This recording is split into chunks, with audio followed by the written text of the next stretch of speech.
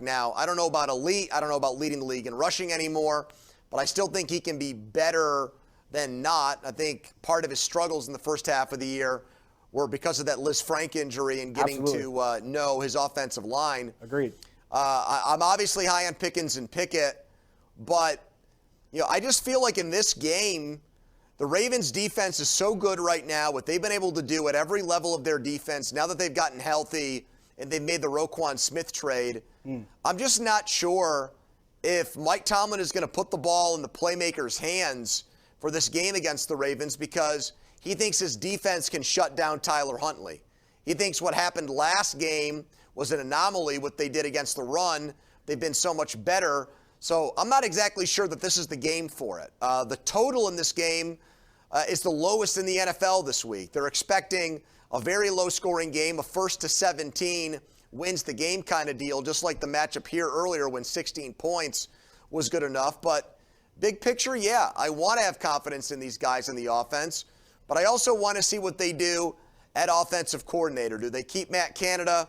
Do they go out and get one of these higher-end, big-name guys?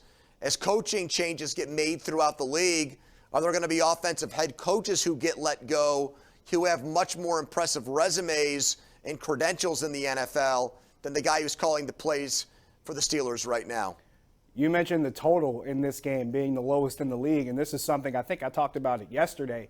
7 of those last 8 games have been decided by a touchdown or less, and I believe in all of those 8 games, the winning team never scored more than 28 points. So we're talking teens probably, again, maybe low to mid-20s at best, because these two teams seem to really stretch the game out. They tend to beat each other up. We know there's usually bodies strewn everywhere. A couple guys leave the game on both sides, and that happened in the last one as well. So that is something that definitely hangs over their heads as far as what could happen in this game. I think it really comes down to, like you said, it comes down to whether or not they can stop Baltimore's run game, because you're dealing with J.K. Dobbins, you're dealing with Gus Edwards, and Cam Hayward talked about this today. You got to deal with Tyler Huntley as well, because he's a part of that run game, just like Lamar Jackson is when he's healthy. Now, it tends to show itself a little bit more in the red zone, where Baltimore starts running more quarterback-related runs. But between the 20s, it's the 2 running backs. Inside the 20, you start seeing more QB runs, and that's when it becomes more complicated. 412-575-2600. Tom in Penn Hills, good evening.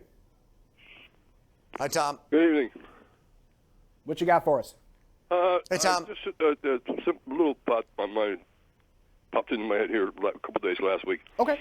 On the Vern Hollow Bridge. Why don't we start a petition or something to get something going on it, renaming it Franco Harris Memorial Bridge? That's a good question. Does it have to be the Vern Hollow Bridge? Can it be one of the other bridges that isn't currently named?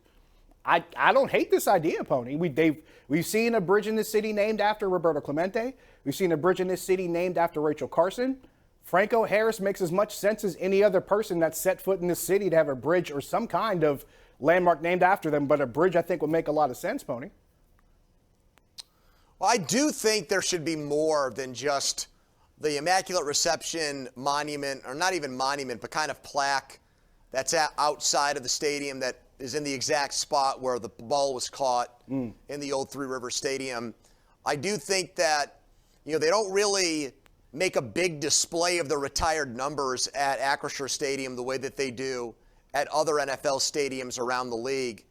And I get it. The Steelers don't like to single out players because they think that their success is team-driven. They don't like to put individuals on a pedestal. That's why they've only retired 3 jerseys since 1933.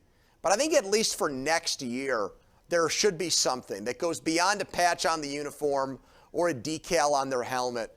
Something that does speak to the contributions that Franco Harris made, not just on the field, but in Pittsburgh over the last 50 years. So I don't know exactly what that is. I'm open to all suggestions and recommendations for the most part, but I think Tom's heart is in the right place. There should probably be something beyond just the statue at the airport and a plaque outside the stadium next year that commemorates and celebrates what Franco Harris meant to this community. I totally agree with that. You and I think we had this discussion last week. We were talking about just the year 1972. That was Franco Harris's rookie year. That's when the Immaculate Conception happened. And then eight days later, that's when, Roberto Clemente's plane crash that took his life also happened on New Year's Eve in 1972. So, between losing Roberto Clemente and then the growth of Franco Harris after that moment, it's almost like one great athlete and humanitarian was replaced by another one. So if there was someone to carry that mantle, at least in the spirit of it, from Roberto Clemente, Franco Harris was probably that guy. So it makes a lot of sense to me. We will take another break. We'll wrap up when we come back. Stick around.